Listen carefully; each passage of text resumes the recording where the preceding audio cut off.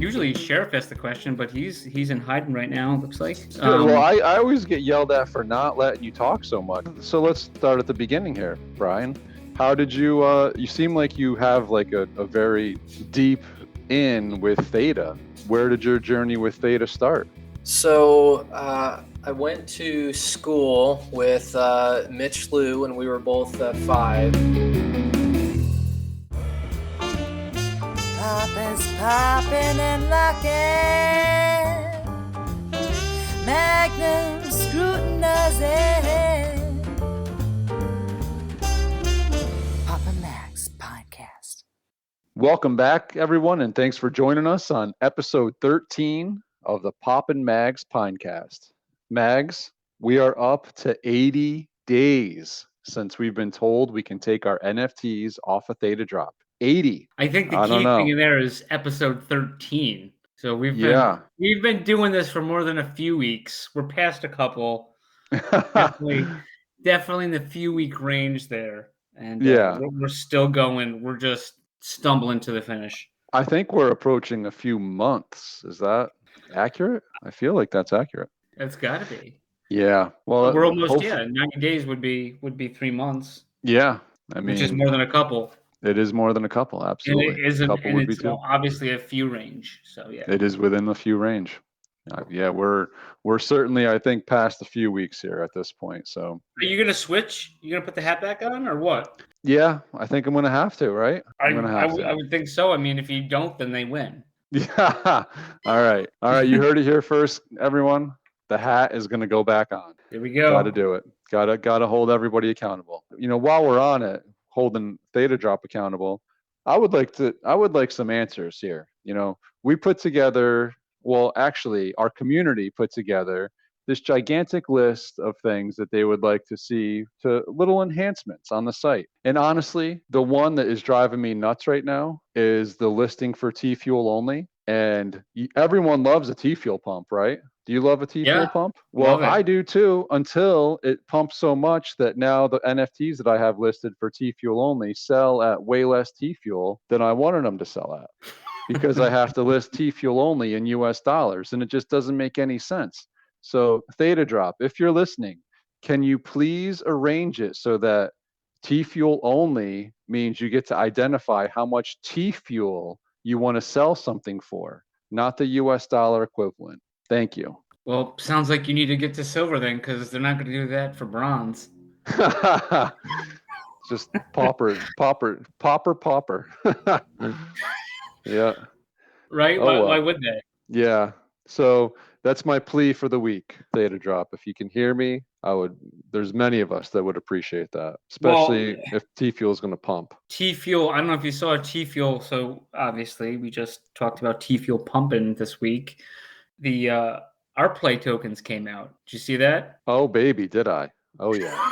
And there was some scary moments, though, redeeming them. If you go back to our interview we had with Imagine Replay, they mentioned how you'd be able to earn for watching on rewarded TV, which I've been doing for a while now. Yeah. Actually, since that interview, I believe. Same here. Right. So you sent me a message. I was at work, and I was like, oh, man. So I went home, and because I didn't have my password and I want to reset it, I went on there and I... Wait, you left work for this? Yeah. I mean, I'm kind of like, you know, it's one of those basic jobs where you go in a little late, you leave early. If you got to take off and do something during the day, then... And this was important enough, obviously. Yes. Well, yeah. It was, the token finally just dropped, and everyone's talking about it. So I go on and I come home and I'm like trying to get this thing going. It says it will send you an email and you have 10 minutes to respond to the email. I'm doing it and I'm not getting any email, and I'm checking my spam and nothing. So then I go back to work, and an hour or so later, I still don't have anything. I was getting savaged by, I don't know, maybe Simple and some other people. Because they were like, "Well, take it to the Discord. Take it." I was in one Discord group. They're like, "Take it to their Discord group," and I did. Yes. And then you did. Yes. And then so I mentioned it again, and I go, "I don't know about you all, but I use Yahoo, which is a pretty upstanding email server. I dare you to find anything more secure than Yahoo." And that was the problem. That was the problem. Oh man, did I get emails after they fixed that Yahoo problem? But ill regards. Okay, I did get my tokens, and last I checked on that, I was ahead of you slightly. So Are you serious? yeah, of Wow. course. Okay, sweet. Nice. Yeah. Yeah, I've been I got WPT streaming, all this poker talk. Might as well get some ArcPlay tokens for watching some WPT on Rewarded TV. Yeah, I was. I don't know what it stands for, but I was. At first, I thought it was something like dirty because I'm not really good with acronyms. But like, I think BDSM is like some naughty acronym. So I heard ASMR. I thought that was also something on that level, but it's just weird sounds. So I've been watching that ASMR channel on there. So it's pretty relaxing. Oh wait, do you watch the live channels? Yeah. Like live TV? Yeah. Okay. You don't? No, it's not live TV. It's pre-recorded episodes, and it goes from one to the next. I did watch the live TV a little bit, and I was always curious, like, is this really like catching it? Because when you're watching it, is the screen just like little up top in a box? Yeah. It Well, is. Okay. I didn't. I was like, man, I don't know if it's like keeping track of this. It doesn't seem like it is, because if I would go off of that screen and back onto it, when I went back onto it, it would be full size screen, and then it would just like go back to the little box on the top. This is weird. We're not getting there's into sports the channels screen on thing. There's sports channels, but we're last week we're talking about this Emerald and Empire Apple, and if you have this monitor or you're an idiot, then you could see it, but you can't see it. So it might be user error with you. It's definitely possible, no question about it. But yeah, excited to have that. Excited to have those tokens now in the mix. Yeah, absolutely. It's very cool. Certainly looking forward. I poked around with their white paper today, actually, and just kind of looking forward to seeing what they got next. They kind of hinted at some NFT drops coming, and they hinted at some other stuff that they have in the pipeline. So it's pretty exciting. If you guys haven't done it yet, then I highly suggest, Rewarded TV. Rewarded.tv, right? Yes, rewarded.tv. Speaking of NFT projects, I don't have to ask if you knew about it because you're the one that told me about it late last night. So you want to tell everyone about this? Did you get that free NFT last night? I did. Yeah, I just randomly, I was about to go to bed and clicked on. Late for you. It was late, yeah. And I clicked on there, and I'm like, oh, this drop is live. I might as well check it out. And I went on there. It was like free. I was like, okay, I'll take one of the. I'll take one of those for sure. But I did have a question about that, because it was like there's 5,000 of them, right? Why don't you tell everyone what it was? Well, it was the Philippines idol. Right. The stage. The stage. The stage. Yes. Not the same stage Part used two. in.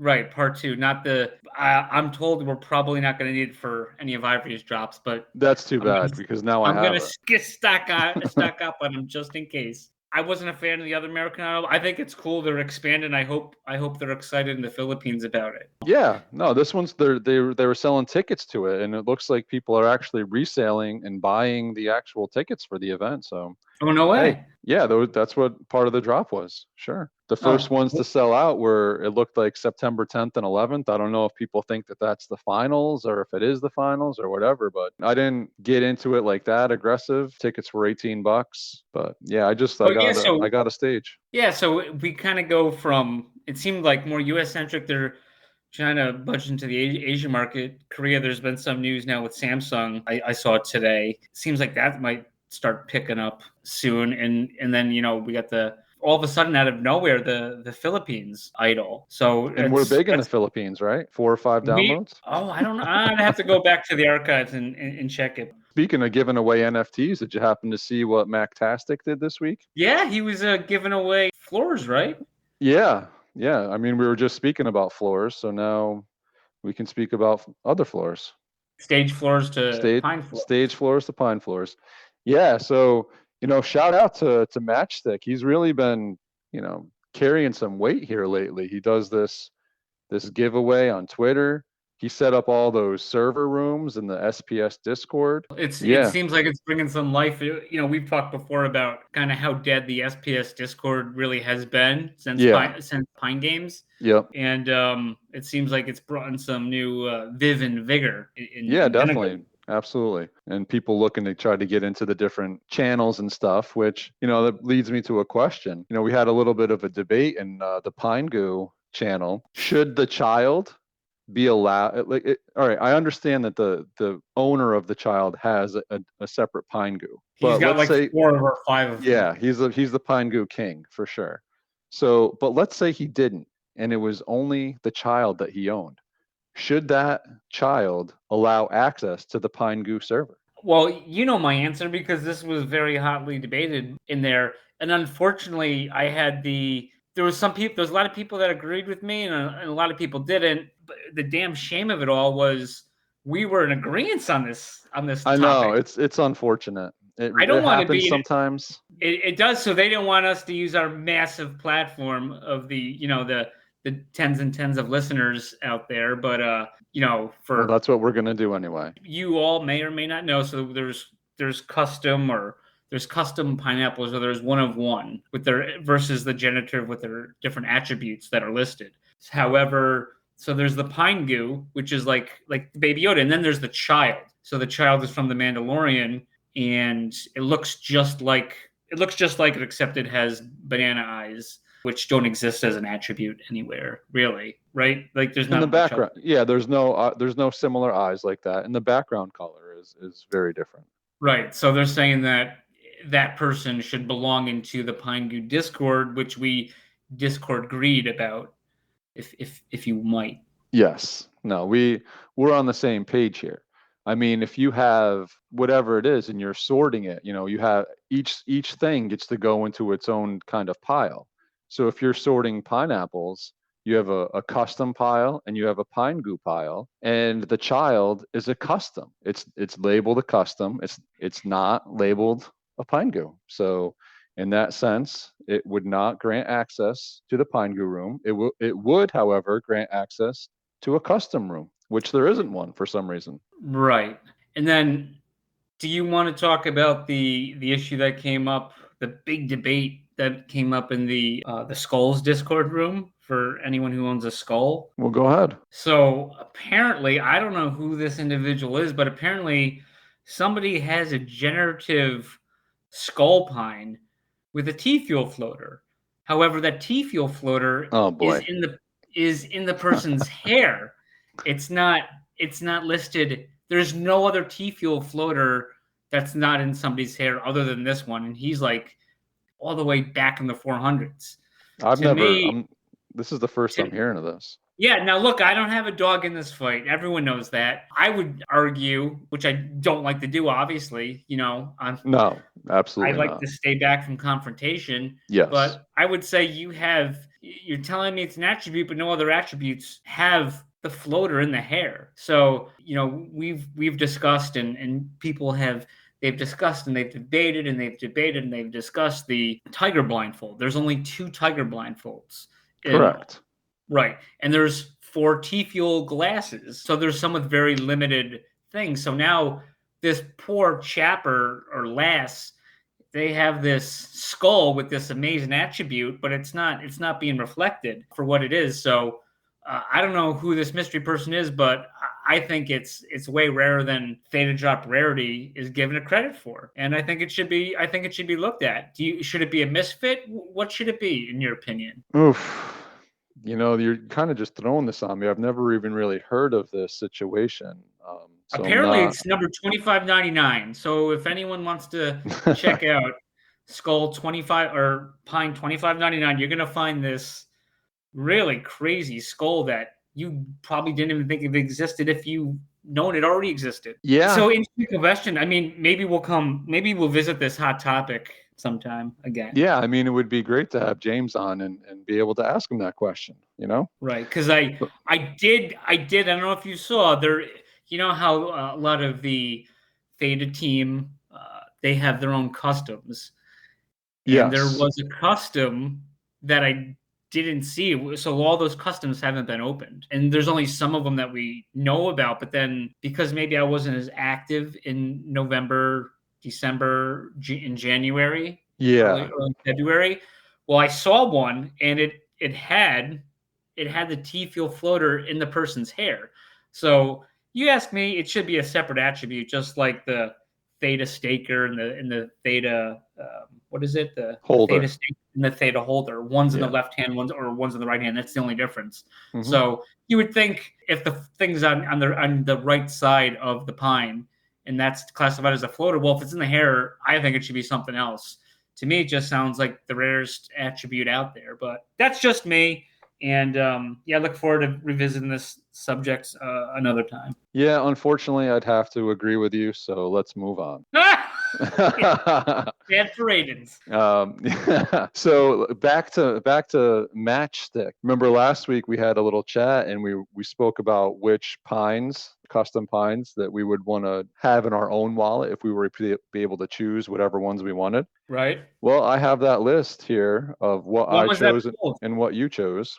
Okay. And I have where they came up in the standings. We both had Pine DeLorean. Mm-hmm. Do you have any? You want to guess where he came in? I think I saw the list. I thought Pine DeLorean was like leading forever. I think he went up second. He did. He came in second. I think Vader came in first, or was it Darth He Paul? did. Okay. No, yeah, it was Yeah, so it was Vader. It was Vader 1, which I agree with Vader being in the top. Yeah, I like Pine DeLorean better, but that's fine. I like them both. Right. Yeah. So then we also both had Deadpool, Dolepool. Dolepool, you know right? Where he came in? 5th. He came in 11th, actually. Oh. And then from there we split. We split big time. So I had Ninjaple, and he actually came in 3rd. I had Dark Viking, and he came in 7th. And I had Blender, and he came in 15th. And then you went out on a limb with Spider-Man at 22, Homer Simpson at 34, and Hangover at 37. Yeah, and also too, I was kicking myself after we recorded because it's just I like so many of those. I like so many of them, and I don't know if you have the list, but I really like the Bruce Lee. Bruce Lee. That one didn't end up very high either. Like not super high, I don't think. I don't have the list in front of me of where he came in, but that one's sick. And I don't think anyone's ever listed him, whoever has him. So just get to the part you want to get to. I think there's another part you want to get to on this. Oh, you think there might be? There could be. There was one heck of a close race here around the quarter century mark. Mm-hmm. We actually had Baller with his King OG. He came in 24th place, and then 0.01 behind him was none other than yours truly, Sheriff Popper, at 25th, and coming in 0.01 behind me was none other than yours truly, Magnum Pineapple, at 26th. How glorious is that, Mags? Well, this is like, did you ever watch Guts when you were growing up? Oh yeah, definitely. So they'd always go, let's kick it back to Mo for the official results. So they'd be like, oh, and Steve in the red team. I'm trying to do an English accent, but I can't do it. But like Steve in the red team, he came in 1 minute, 13.567 seconds. Let's go to Mo for the official results. And then, oh, great, we got the results. It was the same exact time that you just gave, like every time, which is funny because it's put, a lot of that stuff is pieced together afterwards, but it was always the same time. What was the point of that, though? Why did I bring Guts up? I don't know. Oh, yeah. So they're clearly with something like this, Matchstick, who's just been on fire lately. He's just and Fuego completely. Yeah, and he's not showing any signs of slowing down, which is great. And he's been buying canisters too, but somehow not opening them. He's not human. Yeah, I don't know. Yeah, I don't know how you do that. He forgot to, though, for someone very scientific like him. I'm just pushing my glasses up. I'm just getting this in. There wasn't a margin of error. So I believe I'm definitely within the margin of error of you. So this might go. This wasn't an exit poll. This was a survey. Yeah, survey says. That's right. Indeterminate, but it's very close. But I don't think so. Mo's going to get back to us with the official results, and hopefully they don't stand.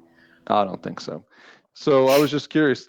Do you like the blue Viking? Or I'm sorry, the blue samurai, like the red Yeah. samurai, the blue.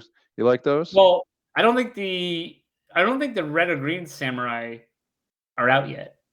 Oh no. Okay. So It's but the just the blue one blue and the is. dark. Yep. Okay.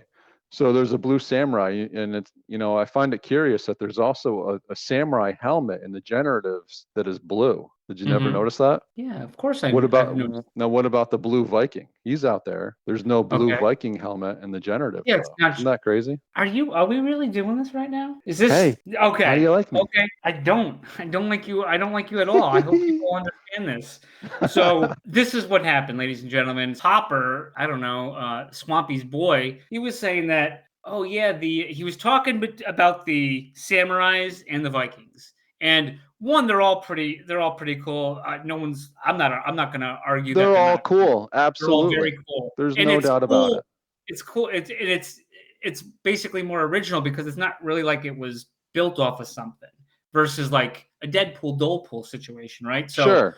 it's pretty cool. However, though, I think I told you before they labeled what the customs were.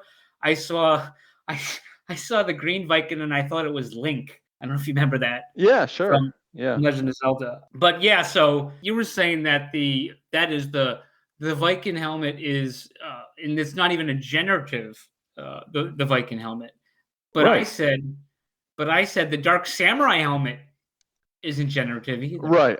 I started this thing of like, which one do you guys like better, the Dark Viking or the Dark Samurai? I prefer the Dark Viking. They're both really cool. But then I just mentioned, I was like, it's interesting that there's a samurai helmet in the generative set, but there's no Viking helmet. And then you started to do your thing and rip me for there not being a dark Viking or a dark samurai helmet. Well, So just like for purposes of this, I changed it to blue just to I know jam what you you're up. doing.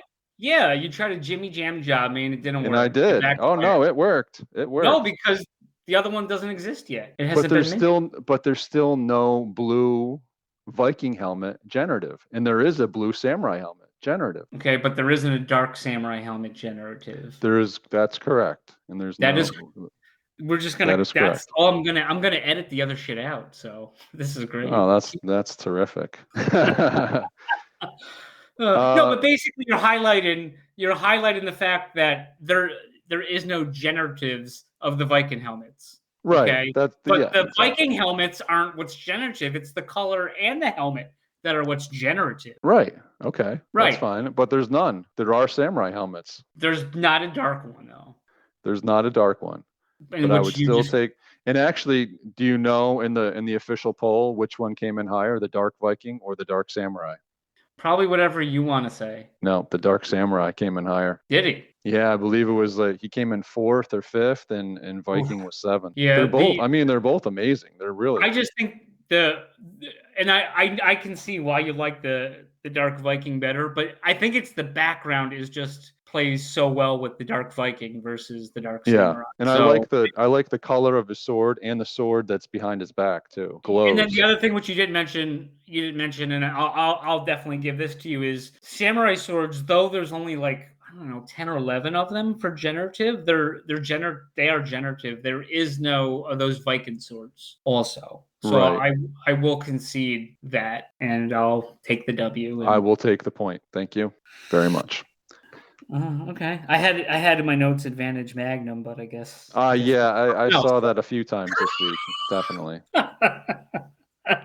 Oh man, it was yeah, little heartburn. So it's actually funny that you mentioned Swampy, because Swamp reached out to me this week. Your boy. And yeah, my boy Swamp, and he's Friend like, of the Pinecast, Swampy. yeah, big time friend of the Pinecast for sure. And he's a big fan of the Pittsburgh Knights. So he reached out and he was wondering if there was some shenanigans going on with this recent challenge. Did you see the challenge that they had recently? No. I mean, I only learned of the last one when we talked last time about that race. I think it was like the 90th anniversary Zippo challenge. Like Zippo lighters? Yeah, the Zippo lighter. Yep.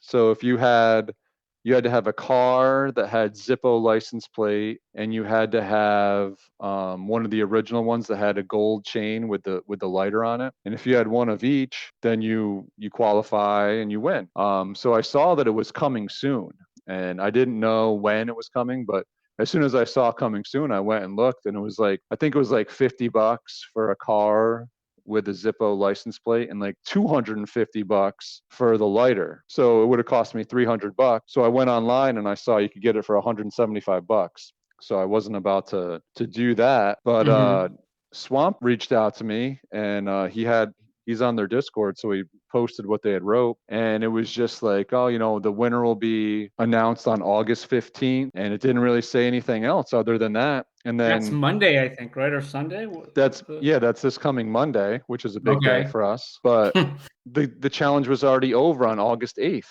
and one person got it, and it's already listed on ThetaDrop.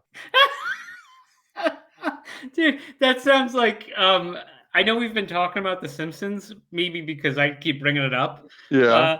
But so Mr. Burns, they're at a minor league baseball game in Springfield, and there's a raffle for a minivan or a car or something like that. And they said, and it was Marge was selling her pretzels, as we all know. And they said, and the winner of the car is seat 0001, C. Montgomery Burns. So, of course, everyone threw the pretzels at him. So, what is going on there with the Knights? Yeah, I don't know, man. I mean, we offered our assistance. We gave the shout out. We said somebody should reach out to us. I just don't get it. I don't get it. Where are they getting, are they just like finding stuff in their office and they're like, oh, let's give these away, like in the most random way that doesn't make any sense? I don't know. It wasn't the same guy that went up with the tickets to the car race, was it? No. It wasn't our boy. Okay. I don't know who it was, to be honest with you, but there was one. You can see it on there right now. It's one of one, but it's just this Zippo lighter. Like, I don't know. On the subject of the Knights, your boy, Wiz, right? Sure. Oh yeah. I sent you a message. I don't know if it was last night or whatever, and I think it was because I was getting Philippine Idol stage. So like I said, hopefully Ivory does something with that stage. But anyways, I was like, oh wow, there is because also again, how the hell do we keep now, ladies and gentlemen? We don't organize anything. This is the most unprofessional production. Believe me that if it's not clear and you think otherwise, we're very discoordinated. And I think it shows in the editing and in everything. However, it's part of the charm. Back to Swamp, it is part of the charm. Back to Swamp Ass now.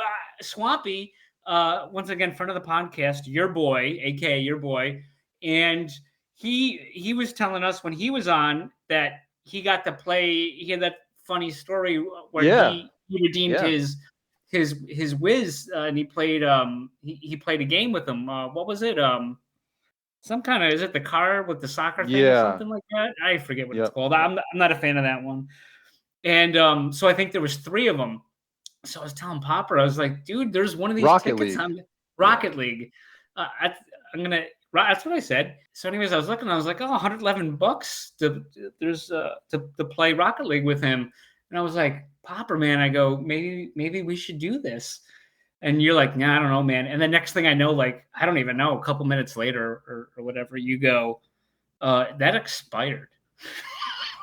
It's like you couldn't redeem it, correct? Yeah, exactly. That's expired. The time to redeem that is gone already. I don't know how much time they gave him for that, if it was more than a week, but who knows? Because I could see what Swampy paid for it. Yeah. On there, which was a lot higher than $111.11. Right. But there's also a date on there, I believe. Yeah. Yeah. And it was like some random Thursday at like 2 p.m. Yeah, that sounds a little dangerous, being able to, because you can blame somebody. Yeah. You know what I mean? Yeah. Like, someone's going to buy that. Now I'm going to have to go to Kyle. Like, Kyle, I bought this in good faith because I thought I was getting it. Oh, well, you didn't read the thing, Yeah, and but I can argue that, but there should be some kind of thing, especially if the only use case for it is to be redeemed and that's expired. Right. I just think that's dirty pool, you know? And it's just a collectible at this point. Yeah, there should be, there should be something on there to make it obvious, like, this time is expired. Like, you can't redeem this anymore. Yeah, and not to kick the American Idol one, which, well documented, I haven't been a big fan of. There should have been a warning when I bought a pack of American Idol saying, "Warning, you're about to buy a pack of American Idol." Ouch. Had I got that warning, maybe that would have stopped me Yeah. from doing that. And I just, like you're saying, how somebody bought that coin from that individual from Ivory's challenge. How do we keep going? How are we throwing back to every fucking thing we talked about? But yeah, so we talked about. I know. I have a gift. Some say it's a curse. Yeah, but so as mentioned last week, we were just discussing this stupid situation. The American Idol stage, you needed like 2 of them or something, right? To get that, and only one guy did it. Yeah. And he wound up selling it, and whoever bought it allowed it to get burnt, so it wasn't going to be an issue. Right. And so I didn't hear him have a tirade about it. Nope. And also too. Actually, it was her. Oh, I don't know who bought it. I'm sorry. Her. Sure. So that was. But that was cool. But then the thing was, after that happened, and I don't know if I mentioned it last episode. I might have mentioned it before, but Kyle reached out and he says, "Yeah, contact us and we'll take care of it," because the guy bought immediately. He bought the stage immediately. So right. Like I said, and I jab Kyle here and there, but like he was super responsive to that and took care of it. And then that individual carried on. That happened on the post that I made. Yeah, I posted something, and then immediately Kyle was like, "Oh, reach out and we'll take care of it." And then it just turned into a train wreck. But yeah, props to Kyle and the Theta Drop team for looking to fix that as quick as possible and do what was right, because obviously an Ivory Jones challenge shouldn't need 2 of the stages when there's only 1 available and it's $99. So it kind of ruined things. Right. Yeah. Definitely props. Now for something completely different. I'm gonna hit you with this because somehow this came up in Discord or Twitter or something like that. I think it was Discord or something. Just showing the problems that I've had with you over the years. So I don't think any of this is going to be true. Just to get out in front of whatever this is. Once again, I don't like to say it, but I am humble. Super humble. That's how you know how humble I am. Because most humble people wouldn't say it, but like me, I'm gonna say it. I'm gonna own it. And so we used to do a lot of gambling back in the day, right? Fair assessment. Yeah, we had a little sports crew, betting games here and there. Yeah, we had a going to the casino. Yeah. Casino trips. Yeah. So twice a year usually. Yep. Yeah. So on one of these trips, I just once again, I beautiful mind the blackjack table. I made a bunch of money. So and usually it's tough to get me away from the table, or it can be, I'm told. Yes. But anyway, so it was like time for dinner, and I go, I'm like, you know what? Let me take my boys out to dinner. I just clobbered this. So we went out to dinner. And I said, I'm going to pick up the check. I think it was like McDonald's. No, that was you guys the other time. Stop. That's different. That's a whole other story. No, but it was a regular restaurant. And so anyways, we were about finished for whatever reason. Wait, so you're going to let me off the hook for the first part? Okay. Yeah, okay. So I thank you for reminding me, because what happened was we're there and it's like, yeah, anything you guys want on the menu, I got. So Popper. That was not. No, that wasn't a stipulation. There's no stipulations here. I just said anything you guys want on the menu. So, no way. All right. Yes. All right. I said, you guys, I'm buying anything you want on the menu. So Popper says, "Oh, I'd like, what size filet mignon or whatever do you have?" Oh yeah, here we go. Yeah. There was no steak on the menu. Right away, he goes to ordering off-menu items. They're not even on the menu. So he gets the biggest steak he could possibly get. Being as gracious and humble, I said, "You know what? I'm going to pay for my boys. That's fine. But I'm going to say something about it, because I said anything on the menu. And I let it die there in the vine. We come close to finishing this well, taking my boys out, and this never really happens, but oh man, I really got to go to the bathroom. So our boy, the Hudson Hawk, I think I left my credit card with him. I said, hey, can you pay her and leave her a good tip, because I got this stuff going on. And he's like, oh yeah. He goes, oh yeah, man, I got you. Oh yeah, sure. So I come back and I was like, okay, what are we waiting for still? And they go, oh no, just a few more minutes. And I was like, okay. I like, you guys just really like chilling out, sitting at this table, whatever.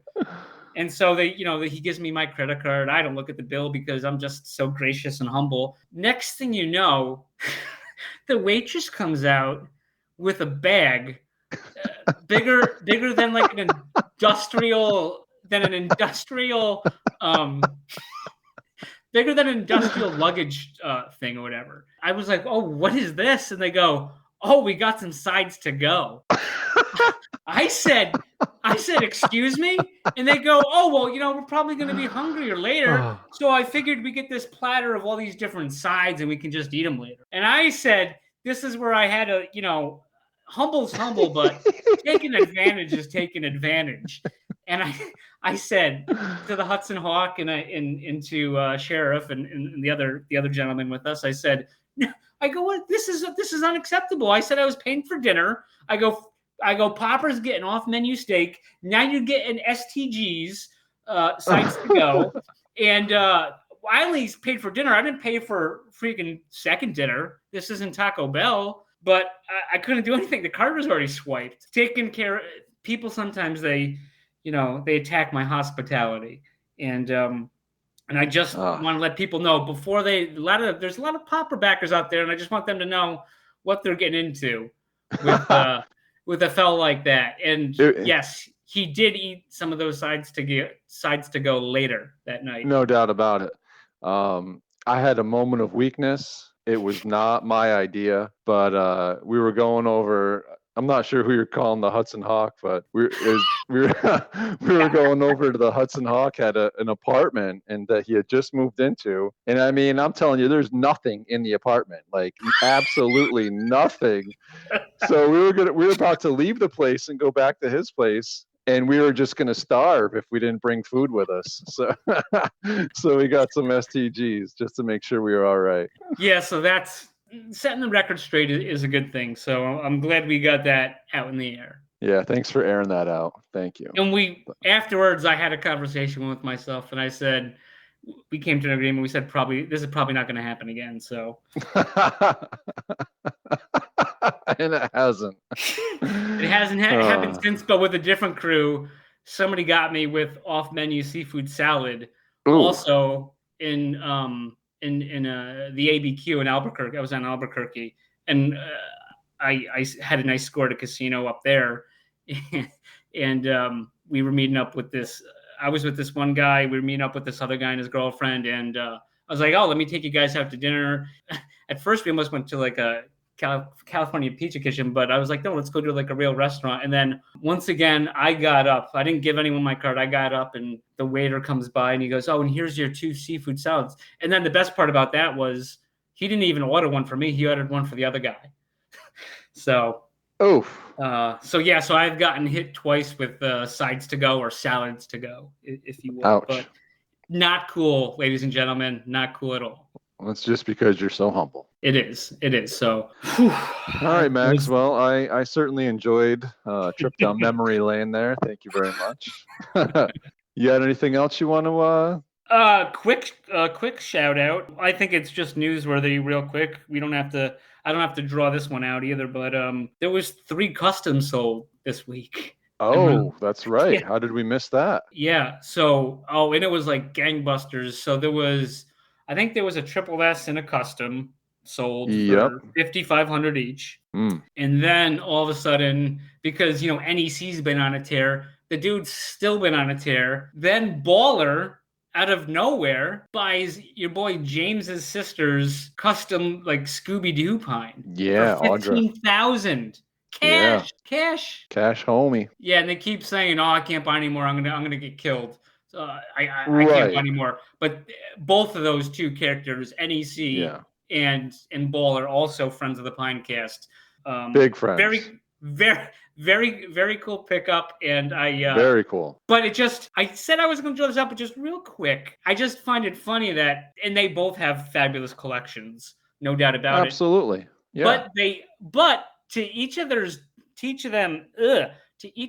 dismay, none of them have completed the pin challenge, which I don't understand. I don't understand. And some of them don't have more than, it's not just the T-Fuel pin. I think some of them may be missing some other pins. I'd want to get my pin house in order, is all I'm saying. But is that what a humble person does? Yeah. But yeah, and then who do you know who picked up those other two customs? It was P. Barker that Alf had, and then and there was an SS. There was an SSS. Yeah. So maybe we're turning the tide, and these customs are going to start flying, and if the market goes back up, these floors. I'm hoping these floors go up because nobody's got more than me. Yeah. No. Hey, I think we're all just looking for a little bit of news, and I'm assuming at some point we're going to get it. Hey, and until then, we'll just try to keep ourselves occupied and entertained with your antics and stories dragging us back in the past and STGs, off-menu steaks. Off-menu steaks, which was delicious, by the way. It looked great. I wish I got that, but I ordered it for you. All right, Mags, good time as always. And now we're going to go into the next segment where we're going to have the one and only URP. Oh, Popper, I don't know why I didn't tell you this, but we have a little legal issue going on now with PNN, and we got a cease and desist on airing the URP segment. Right. That segment's in limbo right now, so we actually. Well, who can we call? Well, you mentioned the previous week, a certain individual won those tickets. Oh yeah, those tickets to the Golden Knights. He was the one of one. So why don't you introduce him? All right. Well, let's see. Since we can't get URP on here because of the contract negotiations going on, let's kick it with Bryan Macer from ThetaCon. 22. After these messages. This week's episode is brought to you by Theta Pendants. Find the perfect gift for yourself or the NFT lover in your life. Choose from a wide variety of available options or inquire about a custom print. Each pendant is made of stainless steel and is shipped with tracking information. You can find them on Twitter at Pendants Theta. If you have a product you would like to exposure for, then promote it on Pops and Mags Pinecast.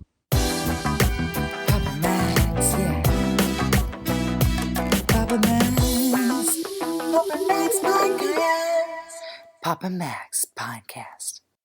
All right, Mags, you got a monologue set up for the intro? Or? No. I don't know if we want to wait. I just got a message from a very cute lady who's locked out of her wallet right now. She has 3,800 in TRC20 right now. She can't transfer it out. Oh, so she needs your help. Yeah, she just needs $500, and then she'll get a wallet password. So. Oh, okay. So that's interesting. So how that works. It looks like I got to set up her wallet, and she gave me the mnemonic, which is perfect.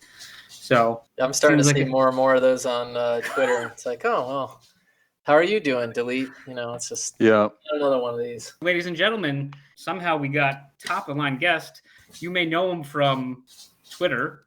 You may know him from the organizer of ThetaCon 2022. Is that a question mark or is that an exclamation point? One of.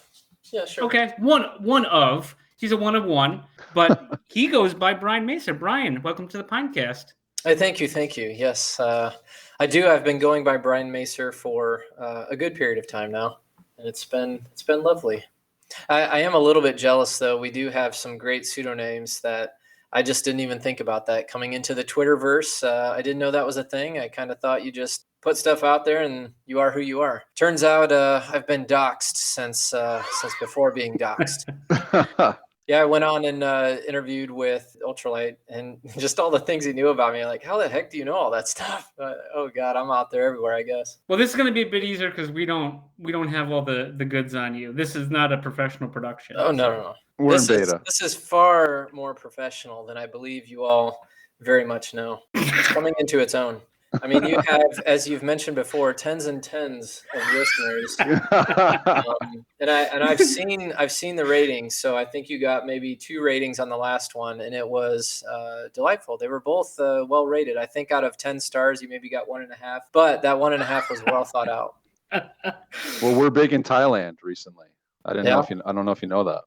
Yeah, and really, we're picking up steam in Michigan this month. It's insane. So shout out to Michigan. Thailand and Michigan.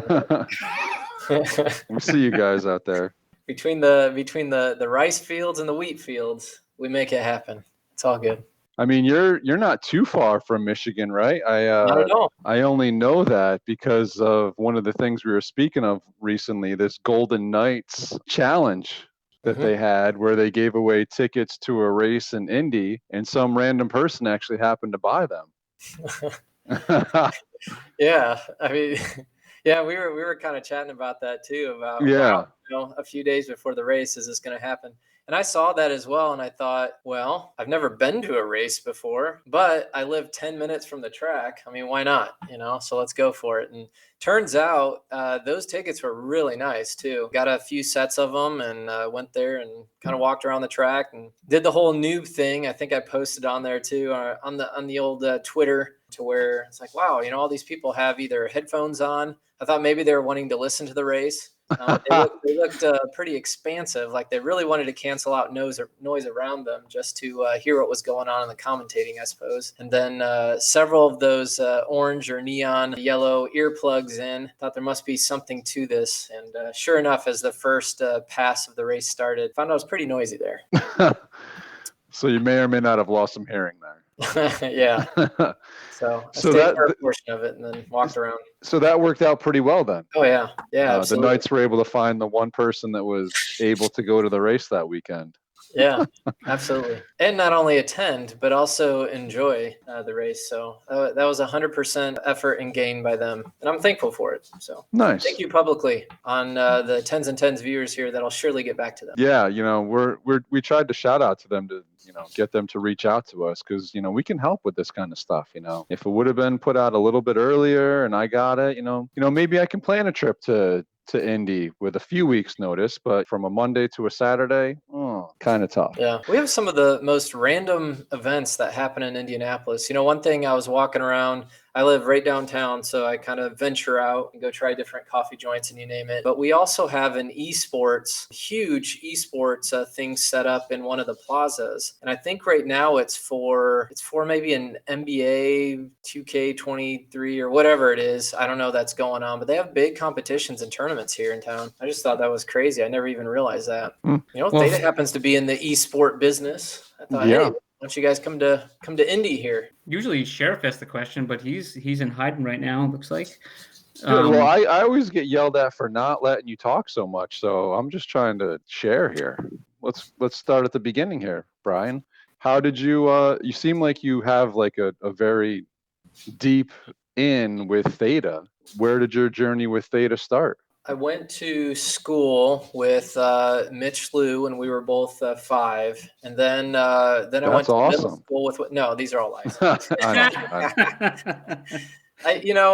I don't know. Like all of us, it's kind of our own personal journey and how that took place, obviously. But I think because the community is so tight knit and it's hard to trust people. I've got some funny stories. We can go into that with ThetaCon too. But I mean, just trying to really understand if we've got trusted parties that we can work alongside. So that takes a little bit of time how you do it. But most of it was, I think, through the ThetaCon platform. That's how I really started getting connected with some of them. But I was even talking to Kyle Laffey prior, just with maybe a potential drop that I had an idea of a nonprofit that was starting, and how to kind of collectively fund. And this had to do with, because I coach high school soccer. So it was going to be really entangled with that a bit, and fundraising for different teenagers that maybe couldn't afford club, and how to progress their own local communities. So there was a lot that was going into that, and I was kind of pitching a few ideas there, but never really took off. But then kind of the whole Theta.tv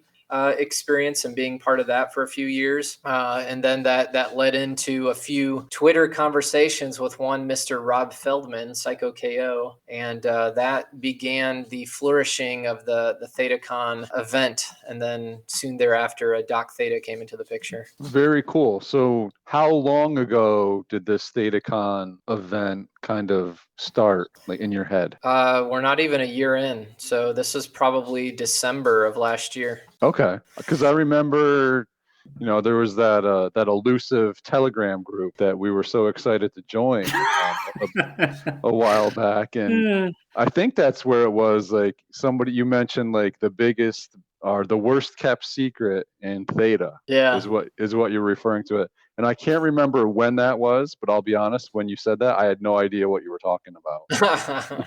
Yeah. And I think I mentioned that only because T Fuel Inferno, who's been a big part of this as well, he's a part of the TRS group. Yep. Squad, and he had brought that up to me. I think originally I said, really, how many people know about this thing?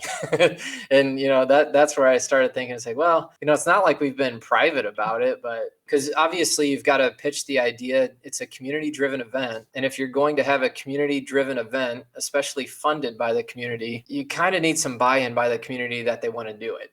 So there was a little bit of that was obviously taking place to even ensure that this was something pursuing or something worth pursuing, I guess. So that's why I kind of mentioned it the way I did. So when you kind of started letting the cat out of the bag, it seems like the reception of it has been positive as far as I can see. I know quite a few people that are planning on attending. Was that your experience as well? Yeah, it's been majority positive for sure. But then, from time to time, again, the trust piece plays into that. So are we going to trust Bryan, Rob, Doc Theta, others? And if we purchase a ticket, that it's actually going to happen, or if we buy this initial fundraising NFT, is that going towards, holistically towards the event? Those types of things, which are very reasonable, trusting asks, I guess you could say. And absolutely. And I mean, until we have the event and people attend and I guess agree that it was worth putting in all this time, effort, energy, money, you name it, into, I think time will tell, I guess, but I hope so. I really do. Sure. Now, you spoke about the drop there, and I remember there's 24 different NFTs that were dropped, right? Yep. Are each of those NFTs going to be represented at ThetaCon? I don't think all 24, and that's up to the creators, obviously, for a variety of reasons. Geographically, that's going to play into it. Not everybody's going to be able to attend a Florida USA event, I would imagine. Some of it too just could be like, there's a lot, if you're not aware, happening globally right now economically. So sure, depending upon, I've had lots of what if scenarios presented to me throughout the remainder of the year here leading up to December. I said, we can't really control that. It is what it is. And as long as we can get the financing backing of this, which we have to this point, and no reason to say we can't do it fully, then we're going to have an event, whether there's 10 people or 400 there. All right. That's, hey, I completely understand that. Yeah. I mean, it's hard to, even when it's a couple weeks away, there's still so much that could happen in between now and September. We're still a few months out here with December 1st or December 2nd. So I get that. It's a few months away. It is a few months away. Thank you, Mags. Some could say a couple, some could say a few. Yeah. Well, this is actually a few, though. Yeah. It's definitely a few. Right. Depending on when they hear this, though, it could be a couple. Oh, that's true. Yep. And so the backstory too to some of this has been interesting. So I've got an okay background, I would say, in business, in formation of business. My professional career is in traditional corporate banking. So I've been at a top 5 bank for 17 years. And the payables receivables side of treasury management. So I see different business sizes. I see and talk to CFOs, controllers, treasurers all the time and understand how they kind of maneuver through their business and how they form them, organize them, all that kind of thing. So I knew how to form the nonprofit that puts on platforms like this. And I've got experiences in different conventions, conferences, you name it, in both kind of hosting, operating, attending, all that sort of stuff. So like in connecting with Rob, he then has the experience with his background in and you've seen him tweet these out. He went to NFT NYC, he went to Comic-Con. I mean, he understands this stuff, particularly being on the creator side of it all. As well, and what might be fascinating and what would be interesting to have at these types of events, and the meet and greets and the networking spaces and the entertainment value of it all. So all of that was coming together in our conversations, and then it was, how do we make this happen and where do we have it? So it'd be cool to have a sweet meetup of 40 of us, but if we're truly going to form an entity to put on a platform event like this, then let's start to line up everything in a row from the business standpoint. And that takes time. That took 30 to 60 days of getting articles of incorporation and bylaws and accounts opened and all of these things for people to really legitimately take you serious. A funny thing in talking to a few of the hotels, but the one we landed on, which is at Le Meridien, Dania Beach in Fort Lauderdale, Florida, and working with that sales director, we kind of talked back and forth, and then went down there to check out the site before we signed off on the contract, just to make sure it was going to fit everything that we needed to. And of course, that was over the course of a few months of just conversation and, how are you going to get the financing for all of this, et cetera, et cetera. But as we're there and we're walking around and getting ready to sign the deal, the guy asked, so tell me, are you guys like the furries? And I thought, seriously, that's what you think blockchain and stuff is all about?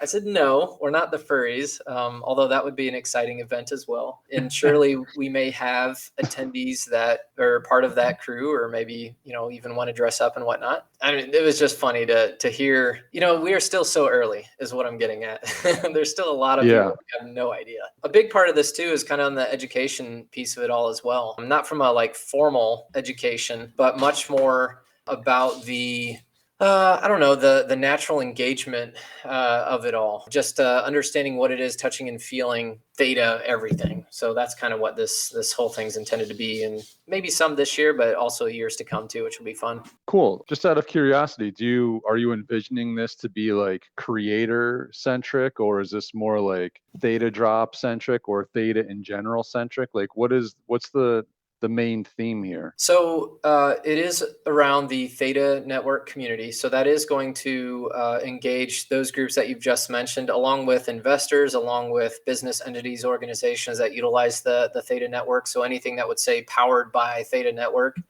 intended for those communities as well. So there's quite a bit. It could also be businesses that are looking for financing. I could see that this year will probably evolve a little bit more around some of your creator space, and maybe the upcoming, because the 4.0 upgrade is happening, the day before, which is kind of a funny coincidence too. Is it the day before, or is it the year before? It's ThetaCon. We're not sure if it was December of this year or. That was you. I think it's this year. Oh, was that just me? Sorry. Yeah, it's definitely the day before. Yeah, which is why Mitch and JE won't be in attendance, at least for the first day or two. There's a chance, Mitch could take the red eye and be there Sunday morning. Well, that would be pretty cool. Yeah, for sure. We'll definitely have Mitch, Andrea, or not Mitch, I'm sorry, Wes, Andrea. They're already committed to be there. Kyle will be there to the best of his ability. I think he's got a few things going on as well, but we fully anticipate him being there too. But to get back to your kind of original kind of inquiry, I should say, what it's intended to be, and the reason I call it a platform, so to speak, for ThetaCon is we want it to be a week of events or convention of events to where you have days that are dedicated to specific spaces. So we could see in years to come to where you have a day that's dedicated to the creator space, dedicated to the streamer space. So if you think about hands-on workshops and really interacting and engaging with those that want to be a creator on the Theta network, or those that want to be a streamer on theta.tv, or just utilizing the Theta network to stream. How do you become a creator or a streamer? But how do you be a better one as well?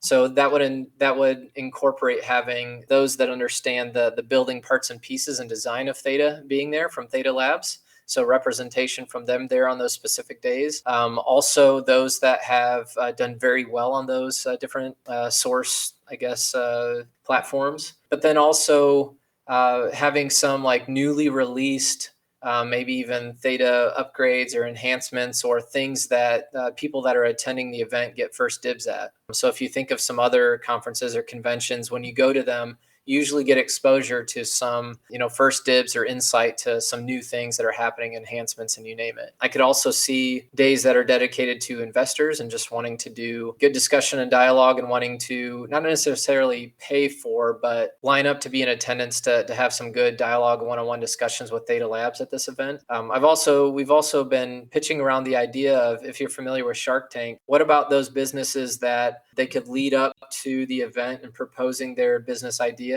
on the Theta network.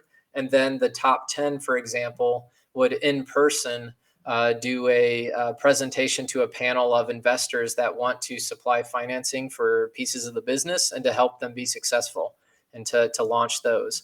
And then obviously probably have a hackathon, one day as well. So things like that. So you can imagine what it can be as you build it up, in addition to having its own kind of ecosystem too. So for example, for advertisers, sponsors, let's say they purchase a sponsorship this year, and then as they lead up to the event, they only want to use a portion of that sponsorship this year and then carry on some of that advertising for the following year. Well, what if you had, you can use tokens in this case for that, or just some sort of delineation to be able to parcel that out. Or maybe something happens to where they decide not to do it next year and they want to sell their advertising space to somebody else and be able to transfer that. We can do that through NFTs or through tokenomics or whatever it might be as well. So you could see that happening, in addition to, obviously, you kind of have a smaller marketplace in person when you're there. With all the different exhibitor booth space and tabling and meet and greets and just merch that people will have.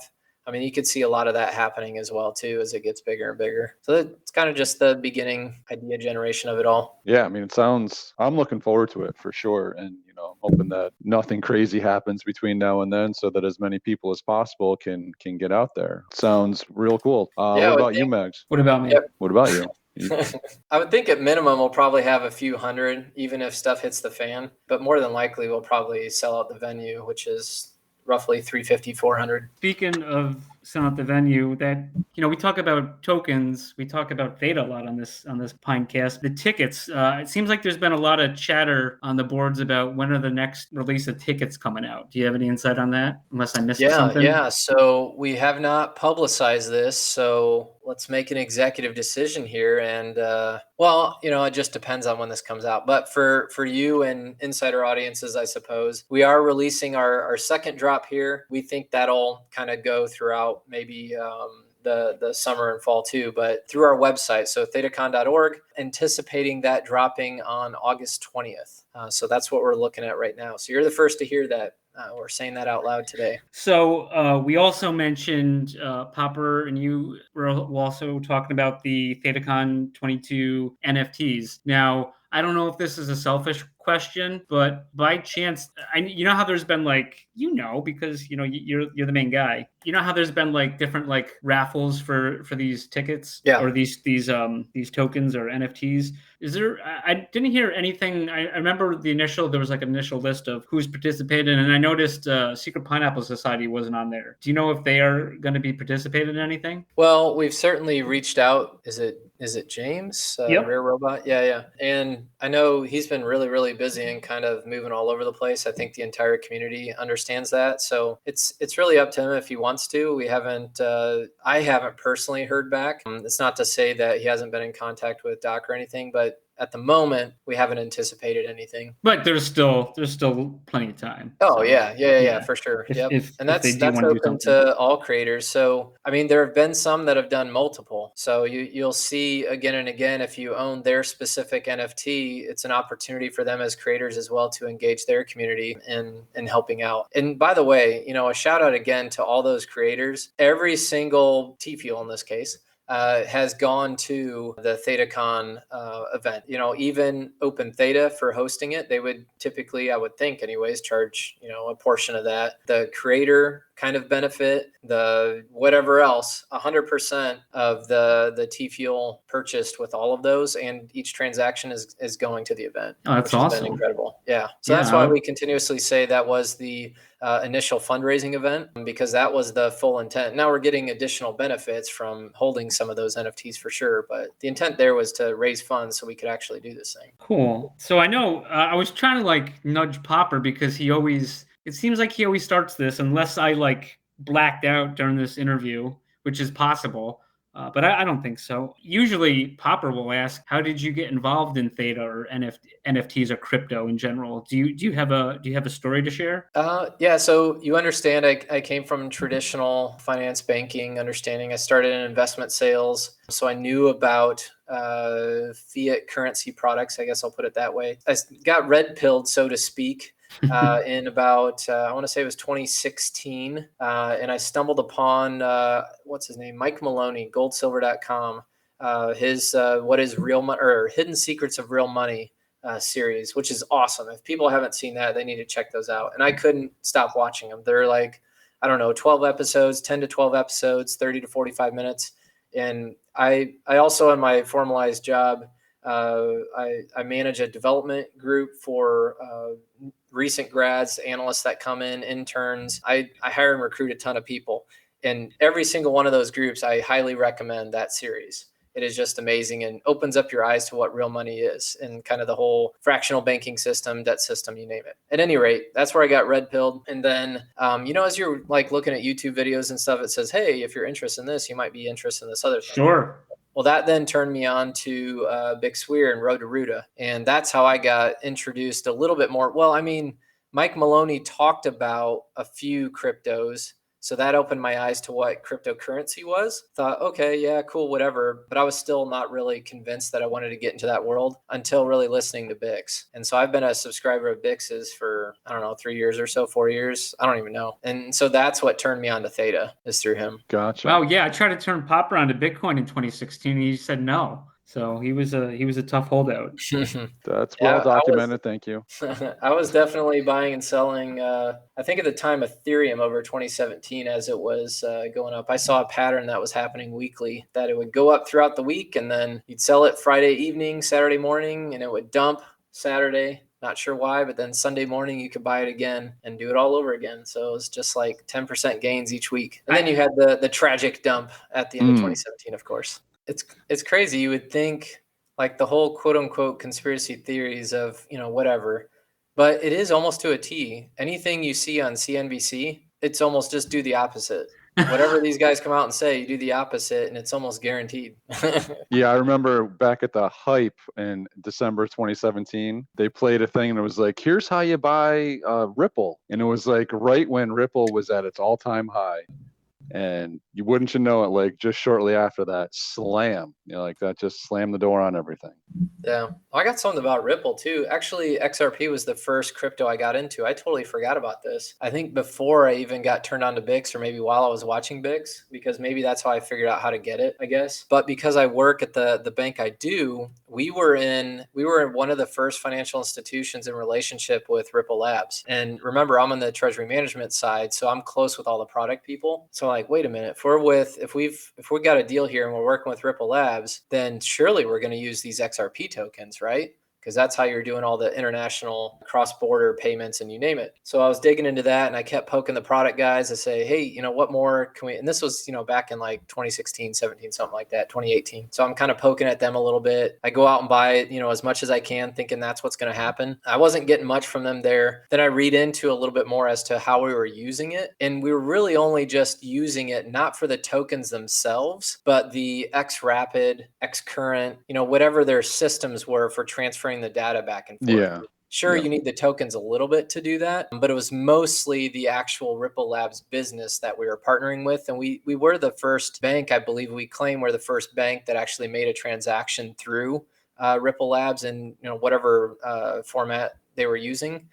But I got to thinking, because I've been in TM for years, like, well, wait a minute. If this is supposed to be faster, cheaper, and that's the whole selling point here, like that's not at all what banks want. Banks want slower, more expensive. We make our money on fees. We don't make our money on faster, cheaper. That's not how we do things.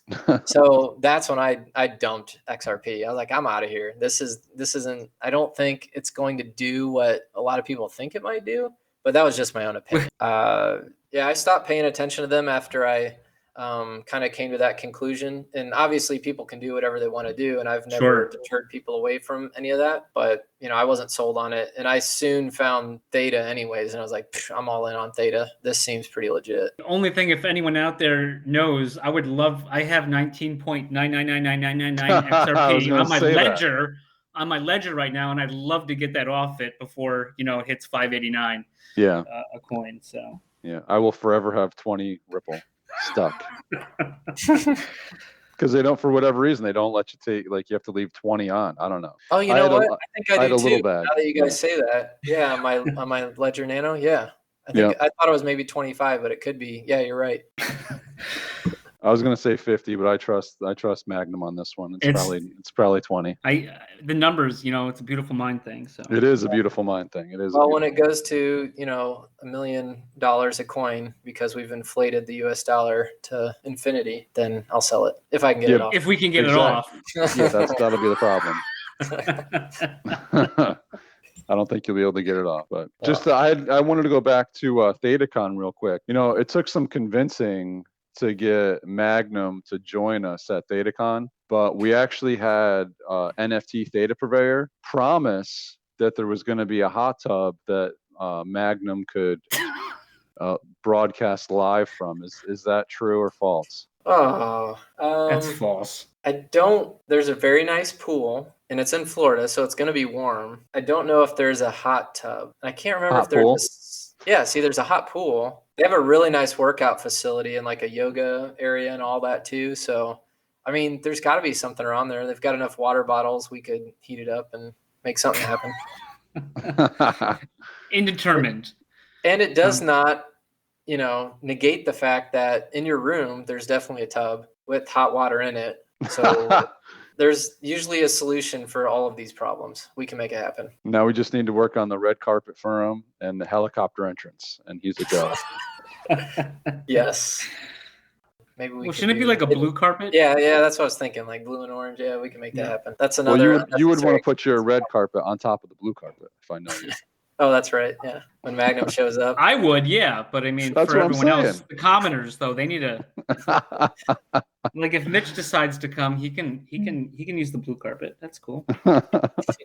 So Brian, we are a Pinecast here, and we're a couple of pineapples, and you are also a pineapple. Yeah, I'm 40 deep now. Wow. Yeah. Where did you come up with that number, Brian? 40 by 40. Yeah, I turn 40 next month, so I don't know. I really only grabbed a couple initially. And I thought, well, this is great. I love these things. And then as prices just have kind of fallen, and I'll pick up another one here and then here, and you get addicted to it. Yeah, they were selling for like 2,000 all day for a while. The cans. I remember like the first drop that happened. I think I only got one canister, but I think I ended up selling that canister because they went high so quickly. Yeah. This is insane. We got them for like $200-$300, whatever it was, and $200. Yeah, I think I ended up selling for like 1,500. Yeah. Yeah. They were selling for like 1,500 immediately. It was around the Thanksgiving time. At one point, it was like, I think it was like 2,700. The cans were going for. Yeah. Some went over 3,000 for a time. Yeah.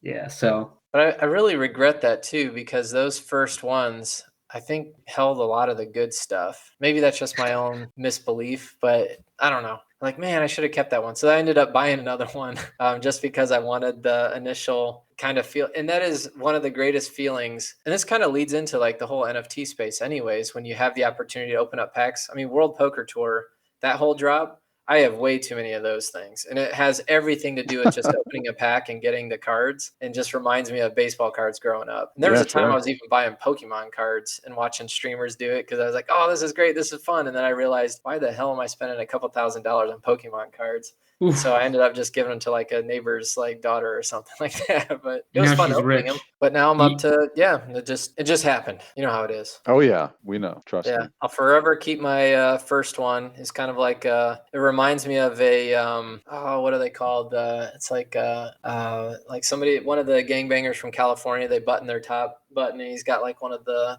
knives that he's getting ready to hit somebody with, and he's got a teardrop in his glasses. I was like, oh man, this is cool. So there is definitely a story in your wallet as far as Pine goes. And I don't think anybody knows this story. And I don't know if it's a story that you want to share, but you have a pretty special pineapple in your wallet. Yes. And no one I knows do. how it got there. I mean, there are 40 of them in there, and they're all special in their own way. Yes, not to discriminate against any pineapple, because every pineapple is absolutely special. But yeah, you know, I'm assuming you're talking about Duke. I am talking about the Duke. That is correct. The Duke.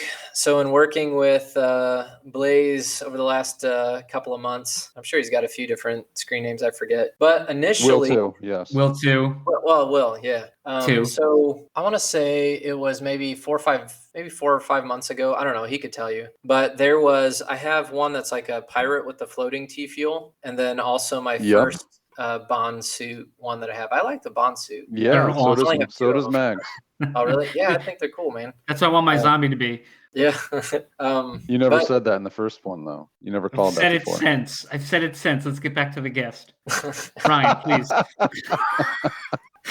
Well, I'd worked with Will because I noticed he had a couple really nice ones. And I was like, hey, I'm in a spot now to where I'd like to purchase a few of these from you. We kind of went back and forth the whole thing. I think everybody does when they're kind of negotiating on some of those deals. So it's cool. So he and I worked out a deal for those couple, and he was super nice. He sent me even a couple t-shirts because he's got that like whatever merch business he has with it too. Yep. Yeah. And so I got a couple of t-shirts with those pineapples on it, which was awesome. And I sport those from time to time. And just obviously over time, you kind of keep in touch with people, especially someone like him, because he's heavily involved in the SPS space amongst a few others in Theta and NFTs. And just came upon the opportunity for a Duke deal in time. And, without going through all the details, the finalization of the transaction occurred. Now Duke is with me. So it's interesting. And I'm kind of working on a few other things that'll take, I'm sure, some time, but would love to make something happen. And I kind of alluded to that, I think, in one of my messages. I don't know if it was in the Discord, or I think it was in the Discord, to where I'm trying to work out something long-term to make a story about a few things, but we'll see. Cool. That sounds cool. I have no idea what you're referring to, but yeah. And, going back to the poker cards, I did happen to notice that there were quite a few poker cards in your wallet there. And but I also noticed that you had a Darren chip. Is that something that you were able to open? I mean, redeem? Well, did you open, was it from a pack? No. Okay. I think we got that from the challenge. So Oh. Yeah, nice. yeah. So you had to, on the Darren Elias drop, you had to get so many of the things or whatever. All the different Darren, basically. Exactly. Yeah. Yep. So I think I had to purchase, I don't know, maybe 10 packs to make that happen. And then I got the Darren Elias chip, which was worth it in itself. At this point, for sure. There's only 20. Yeah. And actually, I also was able to win one of the 5 one-on-ones with Darren. So I've already redeemed that, and I'm waiting for when that time will be, which I'm sure it's like after all the World Poker tours that he does and whatever the tournaments he's in. But I was kind of hoping that I could get it before ThetaCon and say, hey man, what are you guys doing? Because I do... I somehow, Tony Dunst and we converse over Twitter, and there's kind of a whole backstory with WPT too, with obviously they partner with Theta on some of the things, and with ThetaCon, it's like, hey, it'd be really cool if we could do something and kind of utilize a few different things. Well, without going into too much detail around that, we're trying to see if it would be worth some utilization of maybe even some part of the redeemables that they have. So I don't know if that'll happen this year. I think there's too much of a cost to kind of engage WPT with some of that. And we've got a really penny pinch with regard to, or T-Fuel pinch, I guess, with regard to the funds that we have for ThetaCon, so we can make sure it happens nicely for everyone. Gotcha. Yeah, I didn't really get too much into the poker. I have a gold chip, but I was curious if you were a poker player just based on that. Is that something that you've been into or just mess around with? Yeah, no, absolutely. And I've got a background in mathematics. And then I grew up acting, singing, all of that sort of thing. So like those two combined bode very well in card playing. Sure. So that's when I was in undergrad, that was when it was 2000 to 2004. That's when Moneymaker won, right? And it all blew up. So we would play poker every night. So that was just kind of what we did as a pastime. So yeah, I'm big into poker, love it. Would love to get into some of the tournaments. And I kind of noticed along the way too, if you go to like club poker or not club poker, what is it?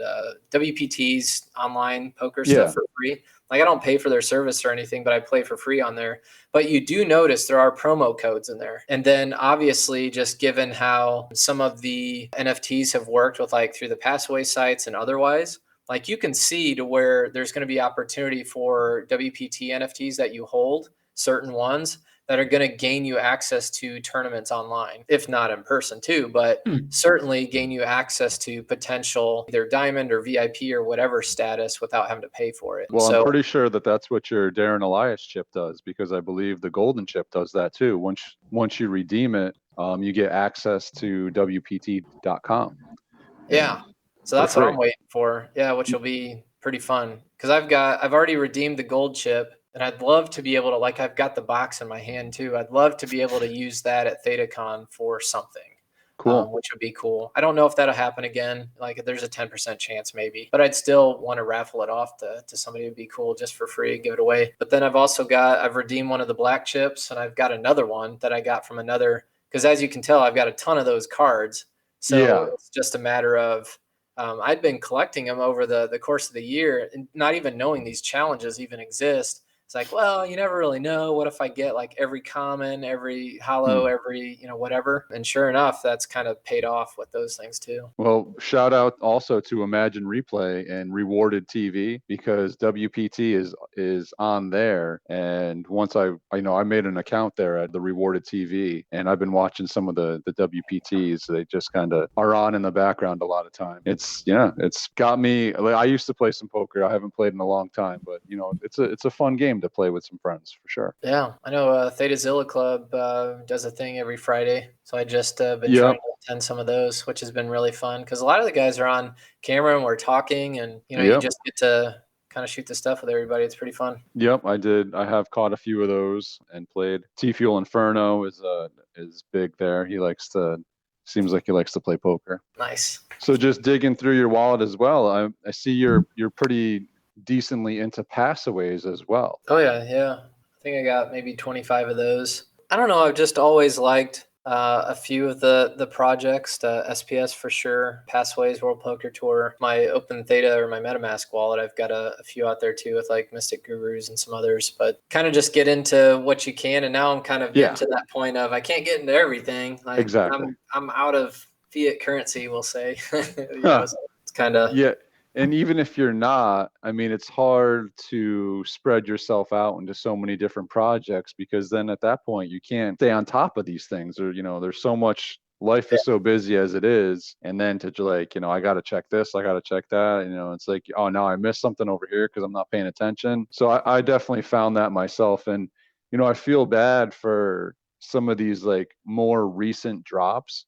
because I think a lot of people are feeling like that. The people that were on Theta Drop early, originally it was just like, okay, what's next? Like, we're just all hungry and everything's getting eaten. You know what I mean? Yeah. And now all of a sudden, beginning of this year, we start to hit the wall and could see things just starting to fade out. So some of these projects, based on the timing of when they dropped, didn't get as much of a reception as they probably would have during a different time, just because the hype of the original drops weaned off. And for the episode that just dropped recently for us was the Twitch Pixel Studios, and for me it was great to get these guys on here, because that's kind of why we started this podcast, was to get projects on, to give them a little bit of an opportunity to explain what they're doing to people that don't have the time to really dig into a project. I mean, I personally didn't know anything about that project until they came on, and then I was like, oh wow, this is actually pretty cool, and I wish that I would have known about this prior to. But I hear what you're saying about being spread thin with time and with money as well. Well, and I think there's still very much an opportunity though for people that are into all the other ones, even if there's not as much exposure to them, because in due time, one, we're just way too early on all this stuff, right? So not everything has come out to show what these things can do. So a couple years down the road, you're going to be rewarded for being a part of some of these communities that you're otherwise not, that you get to be in the OG status or whatever it might be to gain you access to a lot of things, or at least have these assets, multiples of them, where other people are just trying to get in. So, but that's with any investment or any initial community entry point. You kind of have to pick and choose, and you go there a little bit. But, being a part of ThetaCon, you kind of get exposed to all of them. So I do try to dabble in every community best I can. Or if I don't, at least knowing that Rob and Doc and others are, so that we're spread around as an entire group with just about every community. So that's kind of our intent there too. It's hard to please everybody. You're never going to do that, but everybody's got what they like too. The only person that can please everyone is Mags. I think I'm getting too Hollywood for everyone. It seems like they feel like I'm high roading them now because I have an opinion. I've been trying for a long time to get accustomed. Like I've told you guys in that chat group. It's like, I don't know if I'll ever get one of these things. I started buying the canisters because I just can't afford some of the prices that are up there. But lo and behold, I've probably bought like 10 canisters. So I could have gotten some pretty nice ones by now. But it turned out okay. But Brian, if it makes you feel any better, you're going to pull one before me. Yeah, we got to give it a few more. I got to give it a try a few more times. I don't know. The excitement of opening those things is just, it's too much. Did you happen to see the survey that MacTastic put together about? I did. Yeah. Were you able to take the time to do that? I did. Yep. Can you just enlighten us on, like, if you were to be able to pick any three, which ones would you go for?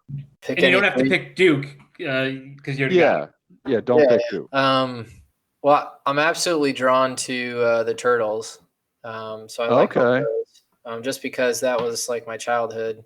Really appreciated those. Oh, I know I'm missing out on another. There was a couple other that I was like, oh man, those are so cool. I would just totally love to have my hands on those. Are they character ones, or are they more like just because you got a bunch of like customs that are not built on characters, then you have a bunch of like characters. I think they built. Say it again, Magnum. I'm sorry. Oh no, so I think you got exactly what he's saying. He's like, there's ones that are like based off of characters, and the ones that James basically made the characters because they didn't really, an alter ego of them really hasn't existed. Like the Turtles, right? They're called something different, obviously, but versus like a Dark Samurai or something. Right. Oh yeah. Yeah, I think I'm drawn to the characters, but again, that's because of nostalgia. I think more than anything else. The other ones like from the Karate Kid, Danielson. I mean, that one I just like too. But again, it's because I enjoyed Karate Kid growing up. So sure. I got a feeling there's a Cobra Kai one out there somewhere. Oh, there's got to be. In fact, I thought the one red one was, but it's because it looks like Ken and Ryu from. It is. Street Fighter. Yes, okay. they are. Yeah, there's definitely. Yeah. There's definitely a Cobra Kai, and I'm pretty sure he's got a no mercy blindfold. Oh, that would make sense. Ah, yes. Gonna have to open some more canisters. Get cracking. Still a few out there. Can you pick one? If there was one turtle, and it doesn't necessarily have to be your favorite turtle, but what is your favorite turtle pineapple? Can you pick one? So pineapple wise, probably Donatello. Really? But I think in general, I like Leo just because he's the kind of the rational leader of them all. Yeah, I mean, obviously, I'm a Michelangelo. I'm more of a party dude. But and I'm not big on people who smoke, Popper. But that Raphael is a smoke show. Ooh. Yeah. Yeah, that doesn't I like the raft embody his personality for sure. Yeah. If I was going in that genre, though, I'm going Blender. That is a nice one too. Yeah, I do really like that one. But I try not to be I try not to be drawn to like the bad guy in the things, you know what I mean? But that one looks too sick. It really is really cool. Yeah, that one is. Yeah. I actually So prefer a that couple one other over. things that we've got to satisfy here. I both rated you both 5, so obviously good. But then, of course, I'm a little bit more drawn to Magnum here because in March or Pine Madness, I was on Team Magnum. So Great to hear. that was just a part of it.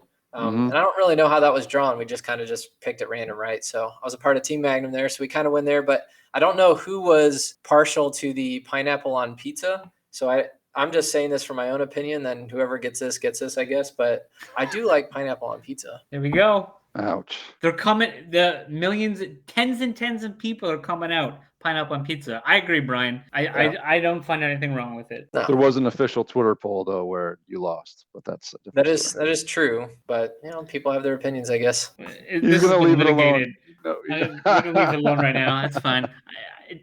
Yeah, cool. I'm still speaking of. I'm still trying hard to get a sponsor for ThetaCon that is a pineapple manufacturer producer of either snacks, fruit snacks, whatever. So I actually made Treadway. If you remember this in our Telegram discussion like 4 months ago, I did connect with a regional sales director at, I don't know if it was Dole. I think it was at Dole. I think it was. Yep. Yeah, and connected with him on LinkedIn, and he was responding back and forth, and then sent him the whole kind of spiel as I was getting his attention. And he was responding, and then got ghosted. So I think that went nowhere. But I thought for sure there might have been I was like, hey, if you ever needed, a sample test group of say 230 to 50-year-old, primarily men, that want to get into pineapple snacks, hey, I've got the place for you. It's a testing ground. A bunch of middle-aged men that like Magnum. It's like, who wouldn't want to? You're sitting there, you're watching TV. You probably have a beer ski or a seltzer water or whatever is your choice. And then you get the urge for a snacksident.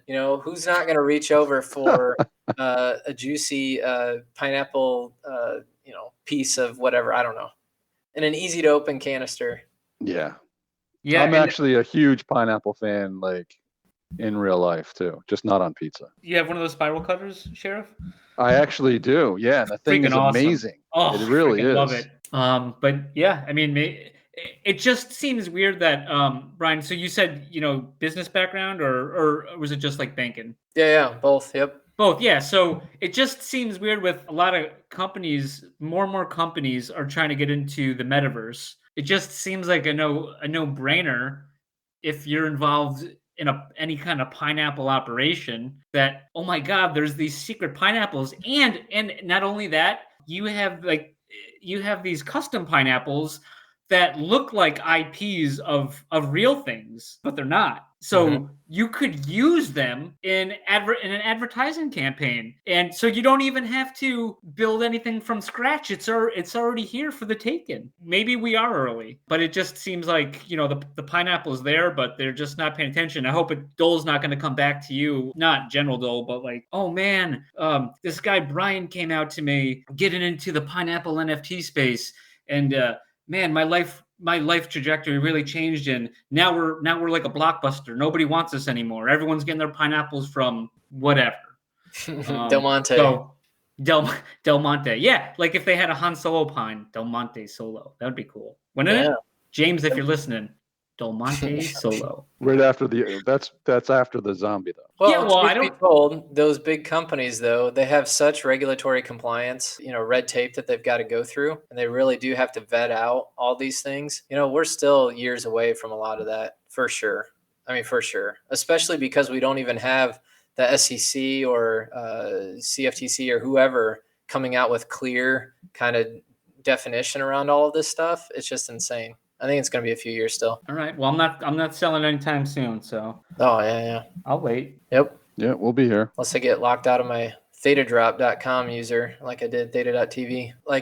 So on the stream for a while, I bought a PC specifically for Theta.tv stream back in March, maybe April, because I knew this would be a great kind of weekly thing just to provide updates, whatnot for ThetaCon. Well, within a month, I think it was the motherboard is what they determined was faulty. And so I couldn't turn on my computer. So I had to send it back to Sky Gaming. I mean, I spent like a couple $1,000s on this thing just to have a really good PC for this thing. Yeah. And it was a month later, I had to send the thing back. So I was out of commission with that. So I was using my Mac Airbook or whatever to switch in between my accounts for Theta.tv. And so every time you do it, you have to do that secondary verification code, so now I've got my PC back, and I was getting ready, building out the badges and emotes and everything else that we were going to start sending off.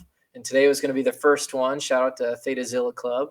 He provided a really cool surfing Zilla that I'm going to give away. That'll just be delayed to next week, though. That'll be really cool. And there's going to be several others. And now we have Pops and Mags emote that we're going to be sharing with people as well. Probably maybe have you all on that stream. We'll see. Oh, that sounds awesome. Yeah. I'm So one flattered. thing after another. We're getting there, though. I don't know. There's like 3 or 4 or 5 admins in Theta.tv, and they have to like communicate with the developers and you name it. So we're waiting on hearing back from them. But I cue it up to the fact that Theta Labs has much more important things to do, which kind of stinks for Theta.tv streamers. And I've heard that for a while. Like from a holistic viewpoint, it's pretty awesome. It's like there's a lot of stuff. And I'm kind of blessed with a little bit, not necessarily insider information, but I'm certainly close to a lot of conversations with people to know kind of a little bit what's in the works. Not like big deals or anything like that. Don't get me wrong, because I'd probably get in trouble for that. But I just mean like their approach to the people they're talking to and everything else. And there's just a lot that could unfold before even ThetaCon and next year and you name it. And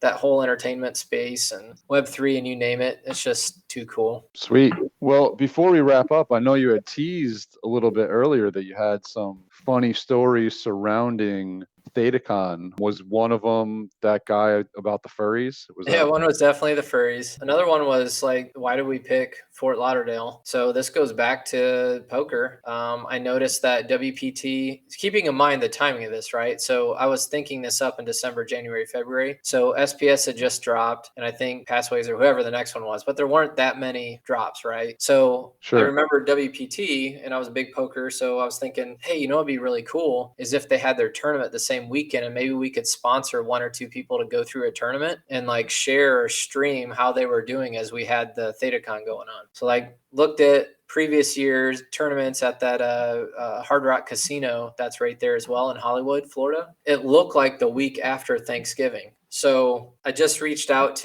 I sent an RFP out to Hilton Hotels and Marriott's, and I got a bite, and that's why I went with there was a couple that we had, but this one had the right space for it, Le Méridien. So we ended up going with them. And it's only like 4 miles from Hard Rock Casino. So no matter what, I mean, there's stuff for people to do who attend. I mean, that's right. There's a ton of stuff to do anyways, but there's just different things that we could do.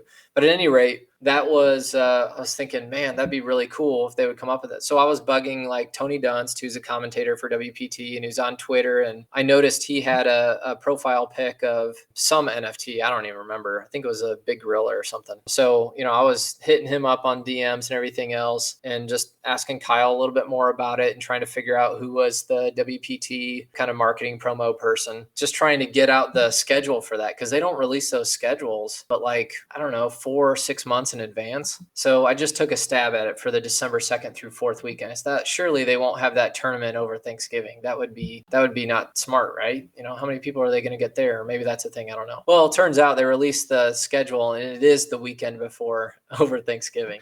So I thought, figures. But maybe that just frees up because then they don't have anything that next weekend, and it's the following after ThetaCon to where they have another big tournament out in, I think, Vegas that they're doing. So it's like, hey, you guys are freed up in between. Why don't we do something? So we'll see. Again, that's probably like a 5-10% chance of anything, but it's worth asking, right? So that's been kind of a story in itself and just how that came about. Obviously, since we had the venue, now we got the place and everything else. Florida kind of made sense to us anyways, just given all the insanity around everything over the last couple of years, you guys know. So that was kind of a big reason for Florida a bit too. We've been targeting Austin, Texas, and we have been talking about Vegas as well, obviously, but I know how expensive this one's going to be. I can't even imagine what Vegas expensive would be. We're a few years out for that one. Well, don't Don't we have it in there with Resorts World? Yeah, that's what I mean, at resorts. I mean, I guess if they wanted to donate the space and time, that would be great. But otherwise, I think just hosting something there is going to be insanely expensive. Hey, Mags, get a call into Katy Perry. Let me write this down. Yeah. Katy Perry. Yep. Get a I call in. think, yeah, you know what? I guess we'll just put this out to everyone. We should probably actively engage with Katie and retweet and comment. You know, maybe she'll finally get the message. And if we get her on, then maybe we can lock that Vegas or that Sunshine Square deal up. No problem. Yeah, let's do it. Yeah, I'm just waiting on her people to get back to us. The request is out there. Okay. I'm waiting on a few as well. They have a few less followers than Katie does. So Yeah, I think we could tweet all day to her and she wouldn't see it. Yeah, mostly because she never looks at it. It's her admin, her one Right. of 1,000 admins that look at it. Yep. And the admins wouldn't see it either, I'm sure. I don't know. Who Pop here? You've gotten the attention of whoever the metaverse person from CAA, right? Well, yeah, I mean, we share a surname. It's Yeah. Joanna Popper. So I did actually get a reply from her when I retweeted Andrea, and she was like welcoming her, and Joanna did respond to me, and then I responded back, trying to get her on here, but getting ghosted so far. But hey, you miss all the shots that you don't take, so I was willing to give it a try. Yeah, and in all, this is me being real. I've been shocked about the amount of people and connections and network you can build on Twitter and just the responsiveness you get from people. And it actually happens. It's been crazy, the people that I've met along this journey. I never would have thought people would respond through a social media platform like that, and they do. Very cool. Well, is there anything else you want to get out here while we have a minute? Well, so we mentioned the ticket drop August 20th. So we'll have more of that. It's going to be happening through our website, ThetaCon.org. So we're excited about that. Just a continuation of solidifying those deals. So of course we got the all-inclusive one still with 1 king or 2 queens, and then the event ticket as well, tickets. So that'll be happening. We'll have some additional, we'll have a promo video that'll kind of kick that off too. So we're expecting to release that here in the next week or two. So be looking for that in the Twitterverse. And then additionally, we have more sponsors and booth exhibitor spaces that are confirming, and we'll be announcing that stuff through August and September. So, and then lastly, I guess, since we've been talking about the agenda, we are putting an agenda on the website that'll be there over the next week. So I know I'm working with Rob on that now, and he's getting some things up there, and we're going to build that out throughout the summer. So as more exhibitor booth space, panelists that are a part of the bigger speaker sessions, and then we've also promoted some of the tablings. So those are just all you have is a table and a couple chairs, primarily for streamers and others that want to be there for meet and greets and for their community and whatnot. All of that will be pretty cool to continue to showcase and share different opportunities. And I think a lot of the communities sub-communities, I would say, going to have special events too over the weekend. And we're going to promote those the best we can in addition to what they're doing. So a lot of stuff happening, and we just want to announce it when we can. Makes sense. I'm confident that we will have the attendance that we're looking for. I think what we're gauging, this is the first inaugural event, really just trying to gauge from the community, what do we want to be going on over the weekend. So we're going to have a lot of Theta Labs kind of insight and what's coming in the upcoming year. We're going to have some good speakers. We've already announced Andrew Lunday and kind of what he's going to be kicking off with small and large companies that are utilizing the Theta network. And with Andrea coming on board here with Theta Labs, she's got a lot of good connections that will promote, connect in along with Wes and others within that dialogue and those panelists. So that'll be really fun. In the afternoon too of Saturday, we're really leaning on a lot of the metaverse dialogue. So as you've heard from G World in the past, you've heard from, all of them, Tigons, Passaways, Gurus. We keep talking about it with Pineapples. We'll kind of have to see. There's a lot of people that are getting into that space that I think will be some fun, not just discussion, but showcasing that'll take place. So that'll be all really cool too. Cool. All right. Well, hey, listen, we appreciate you taking time to join us here and to, just kind of get to know you a little bit better and, understand some of the inner workings of what we're looking forward to here coming up. Yeah, I appreciate you guys. And if it's any, thank you to you all. I typically go to bed about 9:30 p.m. So staying up because I want to be a part of this, and you guys are awesome. Well, much like when we had Ivory Jones on, we appreciate you staying up past your bedtime. Yeah. I mean, it comes into play because we get up at, I don't know what time he gets up, but I get up at 4 a.m. I'm chatting with a lot of people in Australia, Europe. We kind of go from there, which has nothing to do with my day job. It has a lot to do with blockchain and NFT space. Meet a lot of fun people. Awesome. Very cool. All right. Well, we won't hold you up any longer, but thank you so much for joining us, and we look forward to what's to come, man. Cool. Sounds good. All right. Take care. All right, Thank you.